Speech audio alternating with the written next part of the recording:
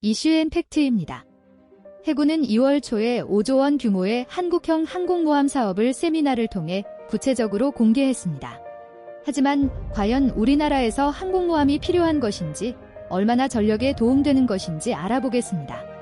해군이 세미나를 통해 항공모함이 필요한 이유로 전시, 평시 해상교통로 보호, 테러 억제, 재난 재해 구호, 대규모 해외 동포 이송 및 구출을 들었습니다.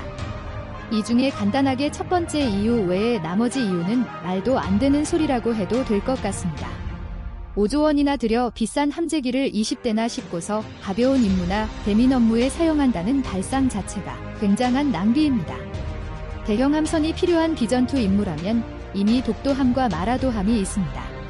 하지만 있는 것도 안 쓰는데 경항공모함을 그렇게 쓸 목적이 있다니요? IT 지진 때 독도함이 구호 지원 가려다가 멀어서 취소됐었던 것은 기억하시나요? 애초에 고속함정도 아닌 대형 함선을 그것도 호위를 받고 가야 되는 전략자산입니다. 저렇게 목적을 적어놓으신 분은 무슨 생각이신지 모르겠습니다. 혹시 누구처럼 영화 보시고 생각하신 망상인가요? 네, 맞는 것 같네요. 전 세계적인 좀비 아포칼립스라도 온다면 그땐 꼭 대민 지원용으로 유용하게 사용할 수 있겠네요.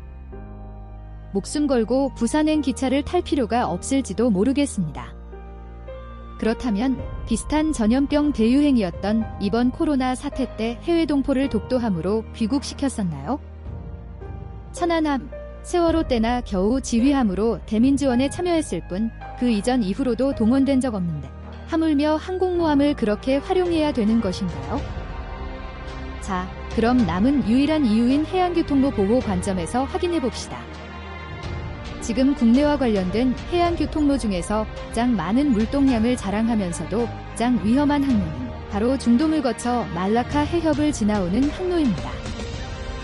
하지만 여기서 가장 위험을 주는 존재는 무엇인가요? 바로 해적입니다. 매년 전 세계 40%의 해적 약탈은 말라카 해협에서 발생할 정도로 치안이 불안한 곳입니다. 그렇다면 정말 항모전단의 목표가 해적인가요? 수로도 복잡하고 수많은 섬들이 있는 말라카 해협의 해적 대응에는 과연 항모가 필요할까요? 애초에 세계에서 가장 붐비는 항로로 유명한데 항모와 호위 전단의 진입이나 가능할지 의문입니다. 해적 다음으로 해양교통로에 위협을 주는 대상이라고 하면 남의 땅을 내 땅이라며 온 동네에서 영토 분쟁을 일으키고 있는 중국이 있겠습니다. 하필 말라카 해협 주변에서 난리를 치고 있습니다. 아시아의 대부분의 물동량이 지나가기에 욕심을 내고 있는 것이죠. 탄도대함 미사일이라는 괴랄한 무기까지 만들어서 미국 항모까지도 위협을 하고 있는 상황인데 이런 중국으로부터 우리나라는 경항공모함을 지킬 수 있을까요? 군함들은 생존성을 위해서 먼 거리에서부터 탐지해야 될 능력이 필요합니다. 특히나 중장거리 대함미사일을 요격하기 위해서는 최대한 빨리 조기 탐지를 해야만 요격 횟수를 늘릴 수 있지만 아무리 군함의 레이더가 좋다고 해도 둥근 지구의 특성상 수평선을 넘어서는 장거리 탐지를 위해서는 정찰을 담당할 별개의 항공기가 반드시 필요합니다. 그리고 해외 작전을 염두한 대양해군으로서의 항공모함이라면 당연히 항공모함에서 정찰 항공기의 운용이 필요합니다. 현재 한국형 항공모함에는 정찰 전용 자산이 없습니다. F-35B를 자체적으로 정찰 자산으로 활용하겠다고 하지만 탐지거리가 150km 조사각 120도 수준의 전투기가 E2C와 같은 면적을 탐지하기 위해서는 이론적으로는 최소 12대가 동시에 떠 있어야 합니다. 하지만 경항모는 시간당 최대 4대 작전만이 가능하므로 공습 임무는 둘째치고 항모 스스로의 생존성마저 위태위태한 상황입니다. 게다가 수직 이착륙이라는 복잡한 구조 덕에 전 세계 F-35B는 평균 운용률이 70%를 밑도는 고비용 저효율 기체라는 건 이미 유명한 얘기입니다. 괜히 여러 나라에서 도입 규모를 줄이는 게 아닙니다. 항모전단으로 무엇이 날라오던 간에 애초에 격추시킬 자산조차도 변변찮습니다.